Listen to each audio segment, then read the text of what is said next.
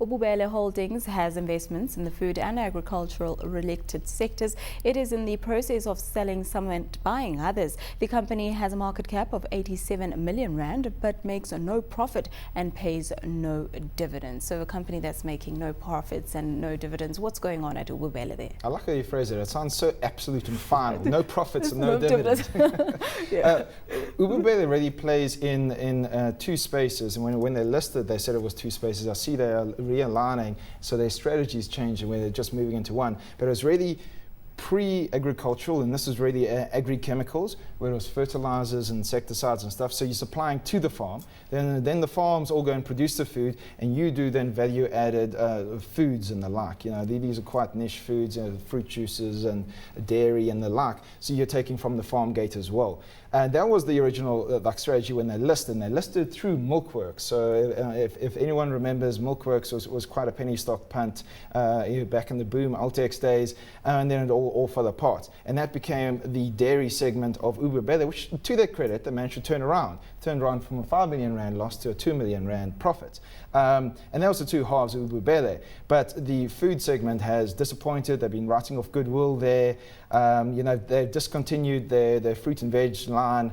So that's been a huge amount of problems. And then at the same time, the agri-chemicals, which is really agri-chemicals, you know, the fertilizers and insecticide side, that's hit problems because of various rains in some parts, droughts in other parts, and also sort of the natural complications of being in that sector. And that's where we stand with Ububele right now. Indeed, the agricultural sector is under pressure right now, Paul. What do you make of Ububele? But it's supposed to be a good space to be in because, you know, Africa Food, you know, Tiger's doing well. We know that Pioneers had its ups and downs. AVI is doing well. So, you know, you would have thought, positioned as they were, more towards the retail end as well, with the sort of fresh juices and fresh fruit end, that also has been a competitive but, you know, blossoming space with companies, you know, like Massmart, Food Co. expanding in that space, buying smaller producers, Food and Veg City, people like that.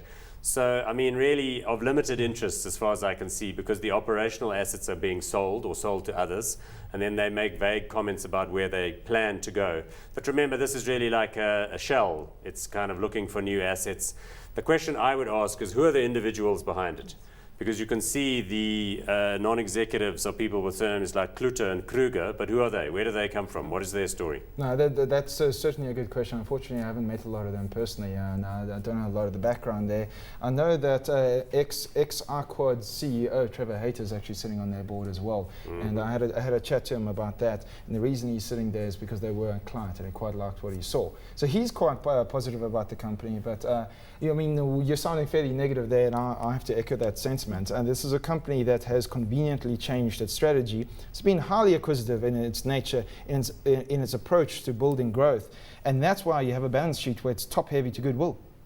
You strip out the goodwill, they're sitting at a negative tangible net asset value, which is never a good sign. So you're leaning towards a not hot for this Absolutely. I like the sector, I agree with Paul, but unfortunately this is quite a volatile sector and it's quite complex to get in.